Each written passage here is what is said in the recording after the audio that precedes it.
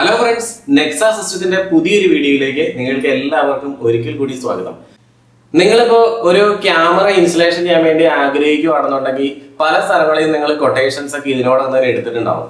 അപ്പൊ ചില ആൾക്കാർ നമ്മളോട് പറയും IP ക്യാമറ ചെയ്യാൻ അതിന് ഒരുപാട് കാര്യങ്ങളൊക്കെ ഉണ്ടെന്ന് പറയുമ്പോൾ ചില ആൾക്കാർ പറയും എന്തിനാ ഇത്രയും പൈസയൊക്കെ മുടക്കണം, അതിൻ്റെ ഒന്നും ആവശ്യമില്ല, നിങ്ങൾക്ക് വേണ്ട സാധനങ്ങളൊക്കെ HD-യിലുണ്ട്, എന്നാൽ പിന്നെ അത് ചെയ്താൽ പോരെയെന്ന്. അപ്പൊ ഇങ്ങനെ പല സ്ഥലങ്ങളിൽ നിന്ന് നമുക്ക് പലരും ഇങ്ങനെ പല രീതിയിൽ പറയണ സമയത്ത് നിങ്ങൾ തീർച്ചയായിട്ടും കൺഫ്യൂസ്ഡ് ആയിട്ടുണ്ടാവും. ഇങ്ങനെ കൺഫ്യൂസ്ഡ് ആയിട്ടുള്ള കുറെ ആൾക്കാർ എന്നെ വിളിച്ചപ്പോൾ എനിക്ക് തോന്നി എന്നാൽ പിന്നെ അതൊരു വീഡിയോ ആയിട്ടൊക്കെ ചെയ്ത് കഴിഞ്ഞാൽ ഇതുപോലെ ഒരുപാട് ആൾക്കാരുടെ കൺഫ്യൂഷൻ മാറ്റാൻ പറ്റുള്ളൂ എന്ന്.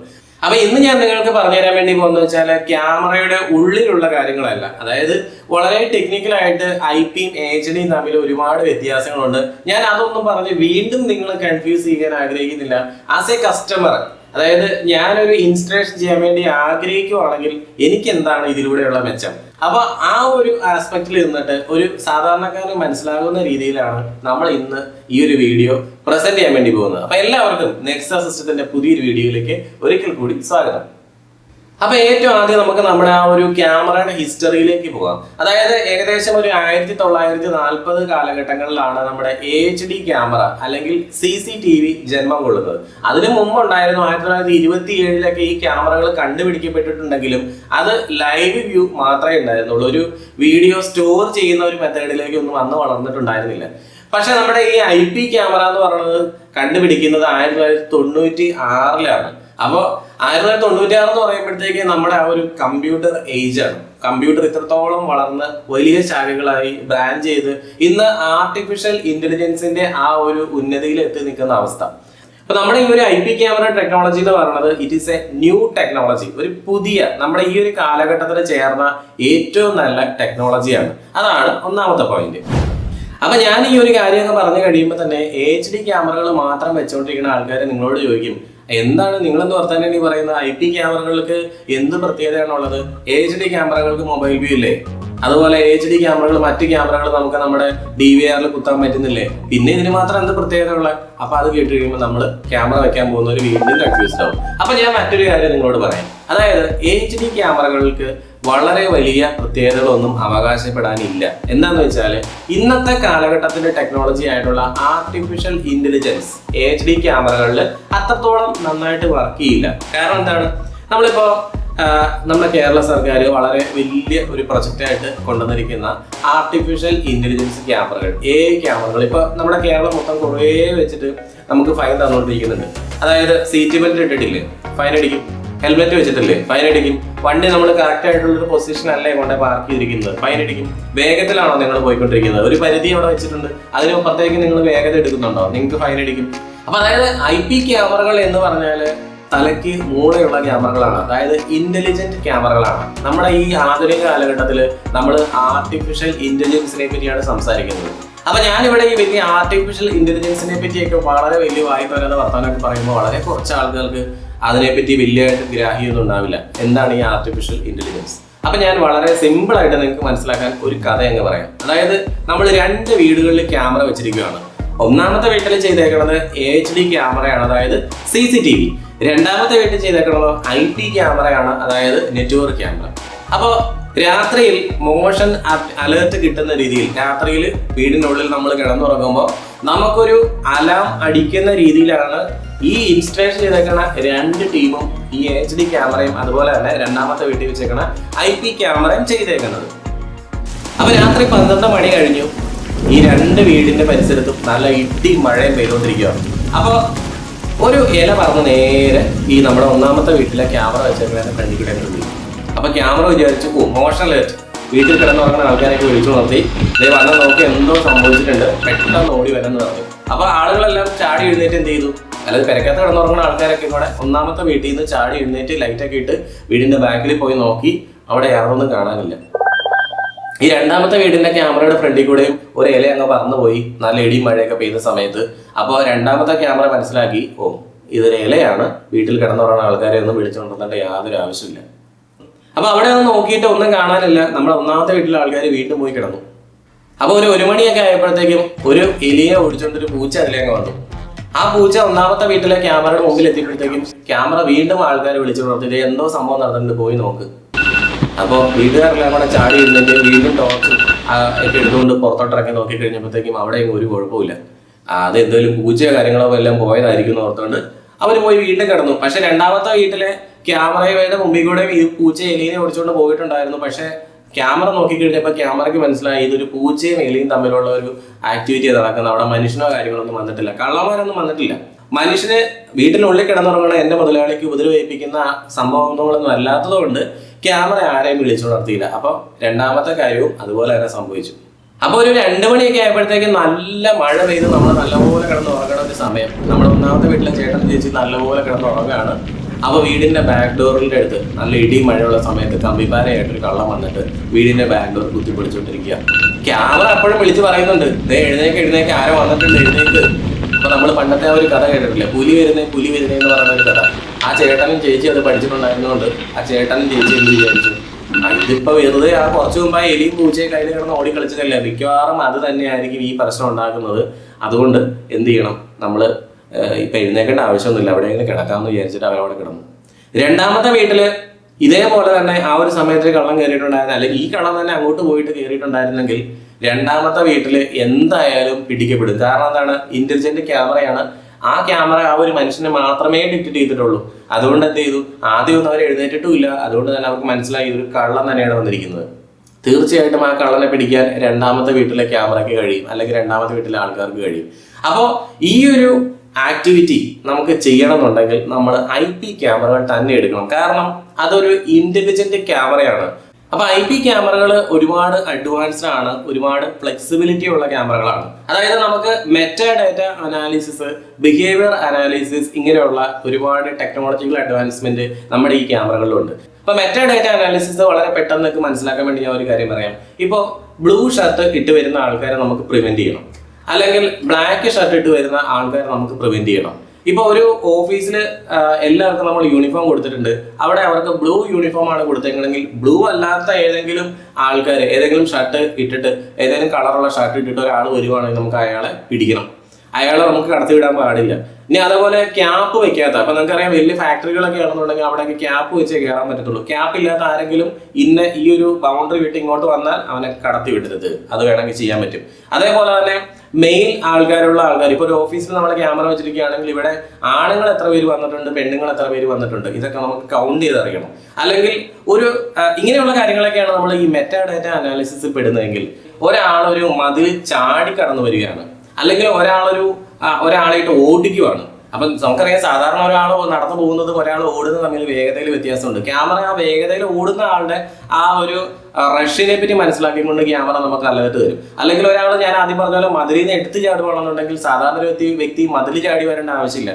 അപ്പൊ അങ്ങനെ മതിൽ ചാടി വരുവാണെങ്കിൽ നമുക്ക് അയാളെ അലേർട്ട് കിട്ടണമെന്നുണ്ടെങ്കിൽ നമുക്ക് ആ രീതിയിൽ സെറ്റപ്പ് ചെയ്യാം. അല്ലെങ്കിൽ കുറച്ച് ആളുകൾ ഒരു അസമയത്ത് നമ്മളിപ്പോൾ ക്യാമറ വെച്ചാൽ നമ്മുടെ വീടിന്റെ ബാക്ക് സൈഡിലാണെന്നുണ്ടെങ്കിൽ കുറച്ച് ആളുകൾ ഒരു സ്ഥലത്ത് കൂട്ടം കൂടി നിൽക്കുകയാണെന്നുണ്ടെങ്കിൽ നമുക്ക് വേണമെന്നുണ്ടെങ്കിൽ അലേർട്ട് കിട്ടുന്ന രീതിയിൽ സെറ്റപ്പ് ചെയ്യാം. അല്ലെങ്കിൽ കുറച്ച് ആളുകൾ കൂട്ടം കൂടിയിട്ട് ഇങ്ങനെ നടന്നു വരികയാണെങ്കിൽ അതൊക്കെ ഒരു ബിഹേവിയർ അനാലിസിസ് പെടും. അല്ലെങ്കിൽ നമ്മൾ റെസ്ട്രിക്ട് ചെയ്തിരിക്കുന്ന സ്ഥലത്തേക്ക് കുറെ ആളുകൾ നടന്നു പോവുകയാണ്, ഇതൊക്കെ ബിഹേവിയർ അനാലിസിസ് പെടും. അപ്പോൾ ഇങ്ങനെ നമുക്ക് ക്യാമറകളെ ഡീപ്പ് അനാലിസിസ് എന്ന് പറഞ്ഞ ടെക്നോളജി ഉപയോഗിച്ച് ട്രെയിൻ ചെയ്തിട്ട് ക്യാമറകൾക്ക് ഒരു ബുദ്ധി അങ്ങോട്ട് കൊടുത്തേക്കാണ്. അതാണ് നമ്മൾ ഈ പറയുന്ന ആർട്ടിഫിഷ്യൽ ഇന്റലിജൻസ്. അപ്പൊ അത് നമുക്ക് പിന്നീട് വേണമെങ്കിലും ക്യാമറകളിലേക്ക് ആഡ് ചെയ്യാൻ കഴിയും.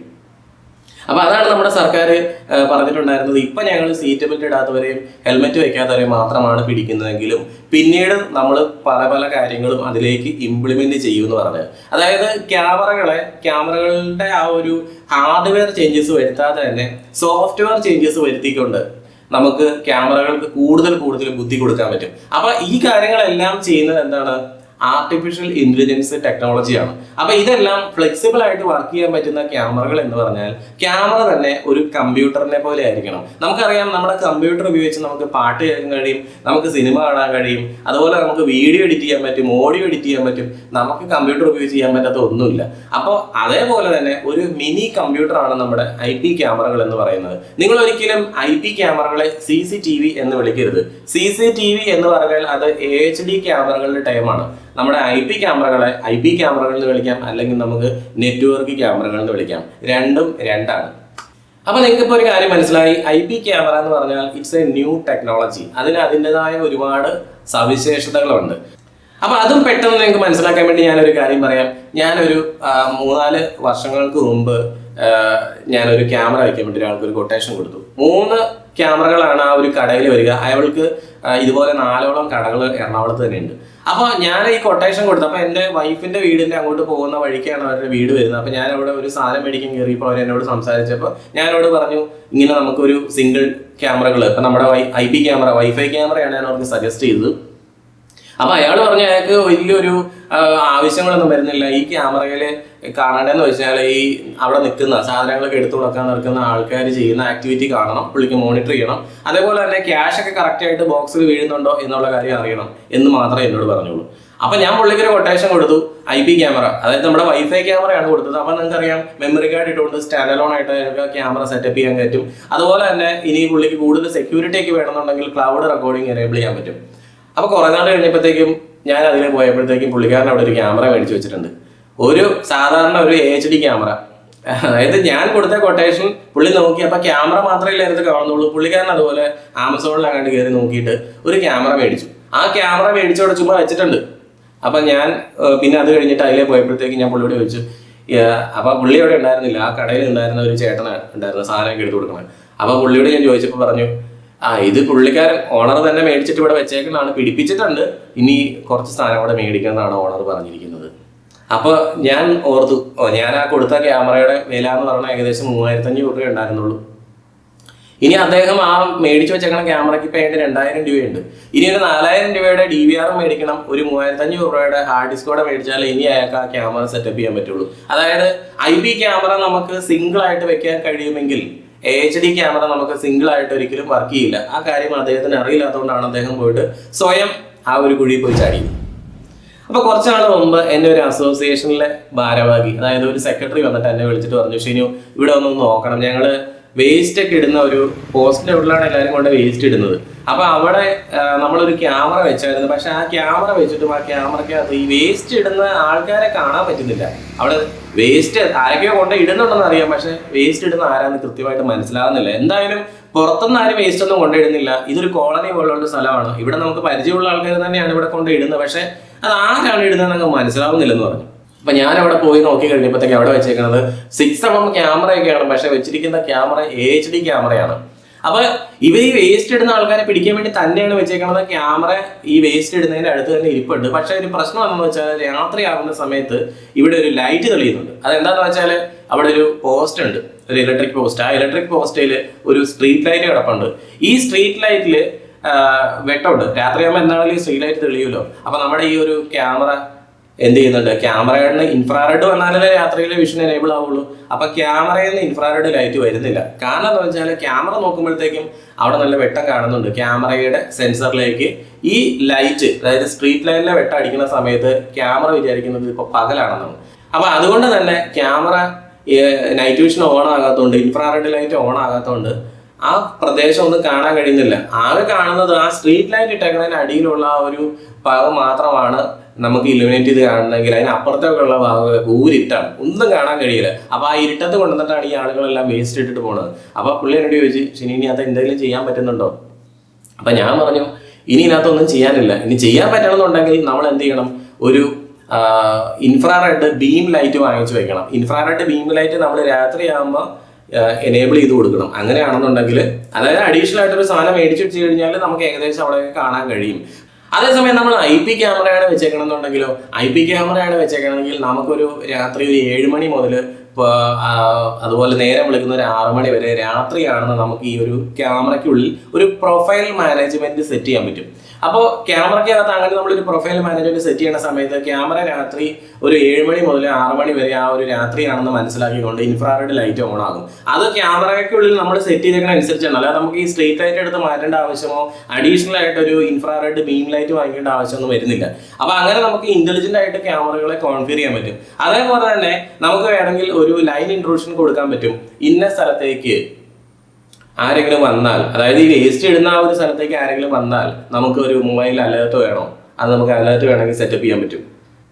അതുപോലെ തന്നെ നമുക്കൊരു ബാഗേജ് എൻട്രി ചെയ്യുന്ന ആ ഒരു ആക്ടിവിറ്റി, അതായത് ഒരു ബാഗ് വെച്ചിട്ട് ഒരാൾ നടന്നു പോവുകയാണെങ്കിൽ നമുക്ക് അലേർട്ട് വേണം, അങ്ങനെ കോൺഫിഗർ ചെയ്യാൻ പറ്റും. അപ്പൊ അതേപോലെ വളരെ ഫ്ലെക്സിബിൾ ആയിട്ടുള്ള, വളരെ എഡിറ്റ് ചെയ്ത് നമുക്ക് സെറ്റിംഗ്സ് നമ്മുടെ ഇഷ്ടത്തിന് മാറ്റാൻ പറ്റുന്ന ടൈപ്പ് ക്യാമറകളാണ് IP ക്യാമറകൾ. ഇനി മറ്റൊരു വ്യത്യാസം നമ്മൾ നോക്കുകയാണെന്നുണ്ടെങ്കിൽ DVRകളാണ് CCTV ക്യാമറകളിൽ, അതായത് HD ക്യാമറകളിൽ ഉപയോഗിക്കുന്ന റെക്കോർഡിംഗ് യൂണിറ്റ്. അതേസമയം NVRകളാണ് IP ക്യാമറകളിൽ ഉപയോഗിക്കുന്ന റെക്കോർഡിംഗ് യൂണിറ്റ്. ഇത് തമ്മിൽ നല്ല വ്യത്യാസമുണ്ട്. അതായത് നമ്മുടെ DVRന്റെ കേസിനകത്ത് നോക്കുകയാണെങ്കിൽ 2MB സപ്പോർട്ട് ചെയ്യുന്ന DVRകൾ, 5MB ക്യാമറ സപ്പോർട്ട് ചെയ്യുന്ന DVRകൾ, 8MB ക്യാമറ സപ്പോർട്ട് ചെയ്യുന്ന DVRകൾ, ഇങ്ങനെ പലതായിട്ട് DVRകളെ ചാനൽ വൈസ് തിരിക്കാതെ തന്നെ ഈ ടെക്നോളജിക്കൽ വൈസേക്ക് അത് സപ്പോർട്ട് ചെയ്യുന്ന ക്യാമറകളുടെ ബേസിലും തിരിച്ചിട്ടുണ്ട്. അതായത് നമ്മൾ പറയും 4 channel DVR, 8 channel DVR, 16 channel DVR, 32 channel DVR, 64 channel DVR എന്നുള്ള ക്ലാസിഫിക്കേഷൻ കൂടാതെ തന്നെയാണ് 2MB DVR, അതുപോലെ തന്നെ 5MB DVR, 8MB DVR എന്നുള്ളത് തിരിവ് വരുന്നത്. അതായത് നമ്മളിപ്പോൾ ഒരു 5MB DVR ആണ് എടുത്തേക്കണമെങ്കിൽ നമുക്ക് 2 മെഗാപിക്സൽ ക്യാമറകളും 5 മെഗാപിക്സൽ ക്യാമറകളും ആ CCTV ടെക്നോളജിയിൽ സപ്പോർട്ട് ചെയ്യും. അപ്പൊ നിങ്ങൾ 2MB DVR എടുത്തേക്കണമെങ്കിൽ ഒരിക്കലും നിങ്ങൾക്ക് ഒരു 5MB ക്യാമറ അതിൽ കൊണ്ട് പിടിപ്പിക്കാൻ കഴിയില്ല. കാരണം എന്താണ്, നമ്മുടെ ആ ഒരു DVRന് മാക്സിമം സപ്പോർട്ട് ചെയ്യാൻ പറ്റുന്നത് 2 മെഗാപിക്സൽ ക്യാമറകളെ മാത്രമാണ്. അതേസമയം നിങ്ങൾ NVRലേക്ക് വന്ന് നോക്കുക. NVRകളിൽ 4 ചാനല്, 8 ചാനലുകൾ, 16 ചാനൽ, 32 ചാനൽ, 64 ചാനൽ എന്നുള്ളൊരു ക്ലാസിഫിക്കേഷൻ ഉണ്ട്. പക്ഷെ അവിടെ നമ്മൾ പറയുന്നത് ബാൻഡ് വിഡ്ത്ത് ആണ്. അവിടെ നമ്മൾ ഒരിക്കലും ഈ ക്യാമറകളെ നമ്മൾ പറയുന്നില്ല. അതായത് ഇപ്പൊ നിങ്ങൾ വീട്ടിൽ ഒരു 8 ചാനൽ NVR ആണ് എടുത്തേക്കണമെങ്കിൽ നിങ്ങൾക്ക് അതിനകത്ത് 4K ക്യാമറ വെക്കണോ, നിങ്ങൾ വെച്ചോ. 6MB ക്യാമറ വെക്കണോ, നിങ്ങൾ വെച്ചോ. 4MB ക്യാമറ വെക്കണോ, നിങ്ങൾ വെച്ചോ. No problem. നിങ്ങൾക്ക് ഏത് ക്യാമറ, ഏത് റെസൊല്യൂഷൻ ഉള്ള ക്യാമറ വേണമെങ്കിലും നിങ്ങൾക്ക് എവിടെ വേണമെങ്കിലും പർച്ചേസ് ചെയ്തിട്ട് അതിനകത്ത് നിങ്ങൾക്ക് ഇൻക്ലൂഡ് ചെയ്യാൻ പറ്റും. അപ്പൊ അതുകൊണ്ട് തന്നെ നമ്മുടെ വീടിന്റെ ഫ്രണ്ടിലൊക്കെ നമുക്ക് വേണമെങ്കിൽ 2 മെഗാപിക്സൽ ക്യാമറ വെച്ചിട്ട് നമുക്ക് ഏറ്റവും വൾണറബിൾ എന്ന് തോന്നുന്ന സ്ഥലങ്ങളിലൊക്കെ നമുക്ക് വേണമെങ്കിൽ എന്ത് ചെയ്യാം, 4MB 8MB ഒക്കെ നമുക്ക് ഇഷ്ടമുള്ള ക്യാമറകൾ എടുത്ത് വെക്കാനുള്ള ഒരു ഫ്ലെക്സിബിലിറ്റി ഉണ്ട്. ഇനി IP ക്യാമറയാണ് നമ്മൾ വെക്കുന്നുണ്ടെങ്കിൽ നമുക്ക് കിട്ടുന്ന മറ്റൊരു ഗുണം എന്ന് വെച്ചാൽ നമുക്ക് ലോക്കൽ റെക്കോർഡിങ് എനേബിൾ ചെയ്യേണ്ട എന്നുള്ളതാണ്. അതായത് നമ്മളൊരു NVR ഒന്നും വാങ്ങിച്ചിട്ട് നമ്മൾ ആ ക്യാമറ വെക്കുന്ന സ്ഥലത്ത് തന്നെ നമുക്ക് റെക്കോർഡിങ് എനേബിൾ ചെയ്യേണ്ട യാതൊരു ആവശ്യമില്ല. നമ്മൾ ആ ക്യാമറ വെക്കുന്നത് ലോകത്തിന്റെ എവിടെ കൊണ്ട് നമ്മൾ വെച്ചാലും നമുക്ക് നമ്മുടെ വീട്ടിൽ റെക്കോർഡിങ് വേണോ, പോസിബിൾ. നമ്മുടെ വീട്ടിൽ വേണമെങ്കിൽ നമുക്ക് റെക്കോർഡ് ചെയ്യിപ്പിക്കാം. അതായത് NVR വയ്ക്കണം നമ്മുടെ വീട്ടിലാണെങ്കിൽ ക്യാമറ വയ്ക്കുന്നതൊക്കെ നമ്മുടെ ഓഫീസിലായിരിക്കും. അങ്ങനെ വേണമെങ്കിൽ നമുക്ക് റെക്കോർഡ് ചെയ്യിക്കാം. ഇനി നമ്മുടെ വീട് വാടകയ്ക്ക് കൊടുത്തേക്കാണ്, ആ വാടകക്കാരിരിക്കുന്ന സ്ഥലത്ത് നമുക്ക് റെക്കോർഡിങ് ചെയ്യേണ്ട ആവശ്യമില്ല. അത് നമുക്ക് നമ്മുടെ വീട്ടിൽ റെക്കോർഡ് ചെയ്താൽ മതിയെങ്കിൽ അതിനും പോസിബിലിറ്റി ഉണ്ട്. പക്ഷേ നമ്മൾ HD ക്യാമറയാണ് വെക്കുന്നെങ്കിൽ അങ്ങനെയുള്ള ഒരു സാധ്യതയൊന്നും നമുക്ക് മുന്നിലില്ല. ഇനി IP ക്യാമറകളുടെ മറ്റൊരു ഗുണം എന്ന് വെച്ചാൽ നമുക്കിപ്പോൾ ഒരു നെറ്റ്വർക്ക്, നമ്മൾ ഓഫീസിലാണെന്ന് ചെയ്യാൻ വേണ്ടി പോകണം, അല്ലെങ്കിൽ ഒരു ബിൽഡിങ്ങിൽ നമുക്ക് ഓൾറെഡി ഒരു എക്സിസ്റ്റിംഗ് നെറ്റ്വർക്ക് ഉണ്ടെങ്കിൽ, നമ്മുടെ കമ്പ്യൂട്ടർ നെറ്റ്വർക്കിംഗ് ഉണ്ടെങ്കിൽ നമുക്ക് ആ ഒരു നെറ്റ്വർക്കിന്റെ സാധ്യത നമുക്ക് പ്രയോജനപ്പെടുത്താൻ പറ്റും. അതായത് നമുക്ക് ആ കേബിളിൽ കൂടെ തന്നെ നമ്മുടെ ക്യാമറകളെ കൂടെ നമുക്ക് കണക്ട് ചെയ്യാൻ പറ്റും. അപ്പൊ അതുകൊണ്ട് നമ്മളൊരു എക്സ്ട്രാ വയറിംഗ് ഇല്ലാതെ തന്നെ നമുക്ക് എന്ത് ചെയ്യാം, വളരെ സിമ്പിൾ ആയിട്ടൊരു IP ക്യാമറ സിസ്റ്റം നമുക്ക് ഇംപ്ലിമെന്റ് ചെയ്യാൻ പറ്റും. ഇനി ക്ലാരിറ്റി വൈസ് നോക്കുമ്പോൾ എൻ്റെ വ്യക്തിപരമായിട്ട് പറഞ്ഞു കഴിഞ്ഞാൽ IP ക്യാമറകളിൽ വളരെ നല്ല ക്ലാരിറ്റിയാണ് നമ്മുടെ HD ക്യാമറകളെ അപേക്ഷിച്ച്. നമ്മളിപ്പോൾ ക്യാമറ വയ്ക്കുമ്പോൾ ഇന്നാണ് 2023 നമ്മൾ ക്യാമറ വയ്ക്കുന്നതെങ്കിൽ ഈ ക്യാമറ വയ്ക്കുന്നത് നമ്മളൊരു 2 കൊല്ലം അല്ലെങ്കിൽ 3 കൊല്ലം കഴിയുമ്പോൾ ഇതൊക്കെ എടുത്ത് നമ്മൾ കളയാൻ വേണ്ടിയിട്ടല്ല വയ്ക്കുന്നത്. നമ്മൾ മിനിമം ഒരു 10 കൊല്ലത്തേക്കാണ് നമ്മളൊരു സാധനം ഇൻവെസ്റ്റ് ചെയ്യുന്നത്. അപ്പോൾ അത്രയും നാളെ നമുക്കത് മര്യാദയ്ക്ക് വർക്ക് ചെയ്യണം. നമുക്ക് ആ ഫ്യൂച്ചറിലേക്ക് വരാൻ പോകുന്ന ടെക്നോളജികളൊക്കെ നമുക്ക് അതിലേക്ക് ഇൻക്ലൂഡ് ചെയ്യണം. അങ്ങനെയാണെങ്കിൽ നമ്മൾ തീർച്ചയായിട്ടും IP ക്യാമറകളാണ് നമ്മൾ പർച്ചേസ് ചെയ്യേണ്ടത്.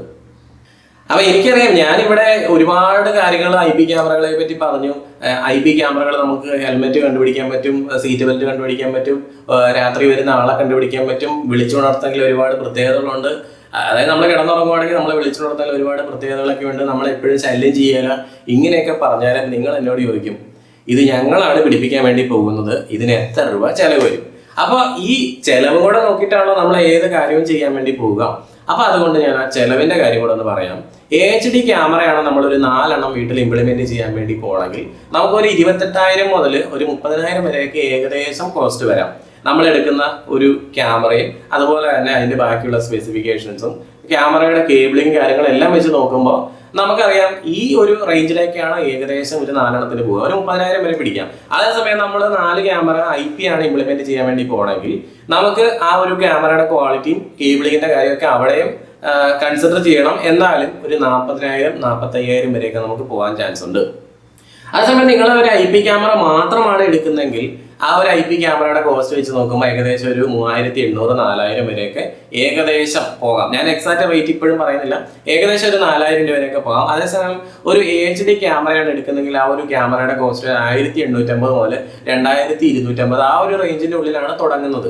അപ്പോൾ HD ക്യാമറ നമ്മൾ ഒറ്റയ്ക്ക് വാങ്ങിച്ചു കഴിഞ്ഞാൽ നമുക്ക് ഒരിക്കലും ക്യാമറ അനുബന്ധ സാധനങ്ങളില്ലാതെ കണക്ട് ചെയ്യാൻ പറ്റില്ല. അതേസമയം 3,800-4,000 രൂപയ്ക്ക് എടുക്കുന്ന ആ ഒരു സിംഗിൾ ക്യാമറ വെർത്താണ്. നമുക്ക് ആ ഒരു ക്യാമറ മാത്രമായിട്ട് വേണമെങ്കിൽ വീട്ടിൽ പിടിപ്പിക്കാൻ പറ്റും. ഇപ്പൊ ഞാൻ കുറെ കാര്യങ്ങളൊക്കെ പറഞ്ഞു, നിങ്ങൾ എന്നോട് ചോദിക്കുവാണ് നീ ഇനി ഏതാണ് സജസ്റ്റ് ചെയ്യണത് എന്ന് ചോദിക്കുവാണെങ്കിൽ ഞാൻ പറയും എന്റെ വീട്ടിൽ ഞാൻ ഇംപ്ലിമെന്റ് ചെയ്യാൻ വേണ്ടി പോവുകയാണെങ്കിൽ I will choose IP camera. Because എനിക്ക് വേണ്ടത് ഒരു പുതിയ ടെക്നോളജിയാണ്. ആരോ എൻ്റെ വീട്ടിലെ ഭാര്യയുടെ മാല പൊട്ടിച്ചുകൊണ്ട് ഓടി എന്ന് പറയുന്നതൊക്കെ എനിക്കിഷ്ടം അത് ഇന്നയാള് ആ മാല പൊട്ടിച്ചുകൊണ്ട് പോയി എന്ന് പറയുന്നതാണ്. കാരണം ആരോ എന്നൊരു പ്രവൃത്തി ചെയ്തു എന്നുള്ള കാര്യമാണ് ക്ലാരിറ്റി ഇല്ലാത്തതുകൊണ്ട് HD ക്യാമറ തരുന്നതെങ്കിൽ അത് ഇന്നയാളാണ് എന്ന് കണ്ടുപിടിക്കാൻ വേണ്ടിയിട്ട് തീർച്ചയായിട്ടും IP ക്യാമറകൾക്ക് പറ്റും. അപ്പൊ നിങ്ങൾ എന്നോട് ചോദിച്ചേക്കാം, ഹെൽമെറ്റ് ഇട്ട് മാസ്കും വെച്ചൊരുത്തൻ നമ്മുടെ ക്യാമറയുടെ മുമ്പിൽ വന്ന് കൊഞ്ഞനം കുത്തി കാണിച്ചാൽ, കഴിഞ്ഞ ദിവസം അങ്ങനെ ഒരുത്തൻ ചെയ്തതാണല്ലേ, അത് നമ്മളെല്ലാവരും പത്രത്തിൽ കൂടെ വീഡിയോ കൂടെ ഒക്കെ കണ്ടതാണ്. അപ്പോൾ അങ്ങനെ ഒരുത്തനെ നമുക്ക് എങ്ങനെ പിടിക്കാൻ പറ്റും അത് നമുക്ക് അടുത്ത ദിവസം നോക്കാം. ഓക്കെ, അപ്പോൾ ഈ ഒരു വീഡിയോ നിങ്ങൾക്ക് എല്ലാവർക്കും ഉപകാരപ്പെടുമെന്ന് ഞാൻ വിചാരിക്കുന്നു. അപ്പോൾ കൂടുതൽ ഇതുപോലുള്ള ടെക്നിക്കൽ അല്ലെങ്കിൽ ക്യാമറ വീഡിയോസുമായിട്ട് ഞാൻ നിങ്ങളുടെ മുമ്പിലേക്ക് ഇനിയും വരുന്നതായിരിക്കും. അപ്പോൾ നമുക്ക് മറ്റൊരു ദിവസം പുതിയൊരു വീഡിയോ ആയിട്ട് വീണ്ടും കാണാം. ഓക്കെ.